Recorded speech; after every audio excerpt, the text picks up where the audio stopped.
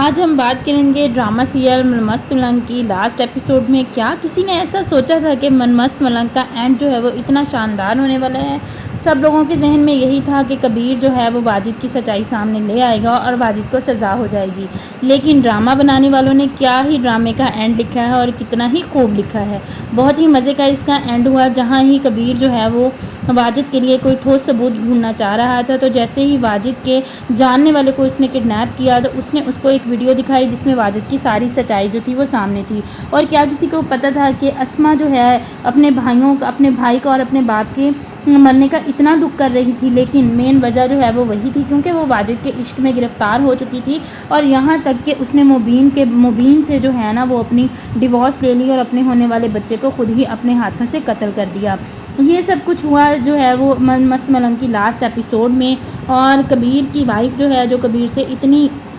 نفرت کرنے لگ گئی تھی، کبیر نے ساری سچائی جو ہے وہ اس کے سامنے لا کر رکھ دی اور اس کو کہا کہ تمہاری بہن کی وجہ سے یہ سب کچھ ہوا ہے، تو ساتھ ہی اس کی وائف نے اس کو معاف کر دیا، اور ادھر جو ہے وہ مبین کی زندگی جو ہے وہ بھی خوشیوں سے بھر گئی۔ مبین جو ہے وہ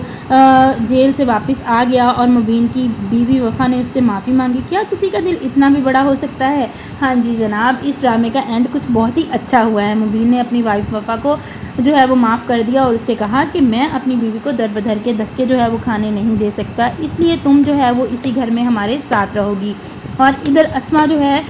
جیسے ہی اس کو پتہ چلتا ہے کہ میں واجد یعنی کہ اپنے بھائی سکندر کے دوست واجد، جس کو میں دل میں بہت ہی پیار کرتی تھی اور اپنا جیون ساتھی بنانا چاہتی تھی، یہ سب کچھ اس کی وجہ سے ہوا ہے، تو وہ بہت ہی غمزدہ ہوئی اور کبیر سے کہنے لگی کہ کبیر،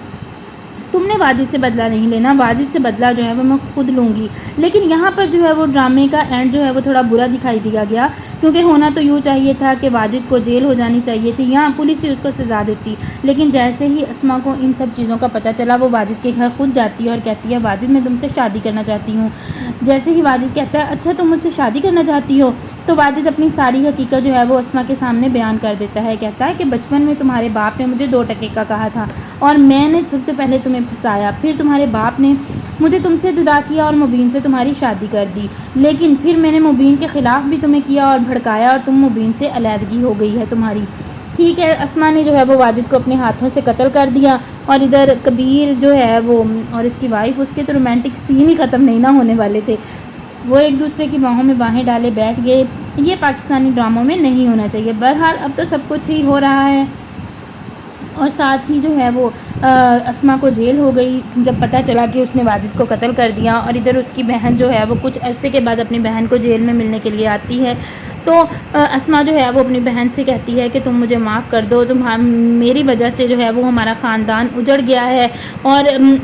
جو ہے نا میں اب انہی جیل کی سلاخوں کے پیچھے رہنا چاہتی ہوں۔ لیکن ادھر اس کی بہن اس کو ریا یعنی کہ کبیر کی وائف کہے گی نہیں نہیں اسما باجی، میں آپ کو یہاں سے چھڑوا لوں گی، انشاءاللہ آپ کو جو ہے وہ بہت جلد جو ہے وہ میں جیل کی سلاخوں کے پیچھے سے نکال لوں گی۔ لیکن اسما کو اپنے کیے پر بہت پچھتاوا ہے، اور ادھر واجد کو سزا مل گئی ہے، ریا اور کبیر جو ہیں وہ ایک ساتھ ہو گئے ہیں، لیکن ان سب چیزوں میں کچھ چیز غلط ہوئی، سکندر کی جان گئی،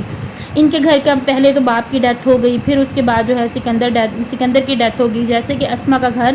اور ریا کا گھر تو خالی ہی ہو گیا ہے، لیکن اسما اور کبیر کی زندگی جو ہے وہ خوشیوں سے بھر گئی ہے، وہ دونوں ایک دوسرے کے ساتھ بہت خوش ہیں، اور ادھر جو ہے وہ کبیر کی ماں بھی بہت خوش ہے کہ میرے بیٹوں کی زندگی میں سکون آ گیا ہے، مبین کی وائف مبین کے پاس ہے، اور جو ہے وہ کبیر کی وائف کبیر کے ساتھ ہے۔ اسی طرح سے آپ کو دکھایا گیا ہے کہ ڈرامے کا اینڈ جو ہے وہ بہت ہی من مست ملنگ طرح کا ہوا ہے، جیسا کہ نام تھا، اینڈ بھی ویسا ہی خوب دکھائی دیا۔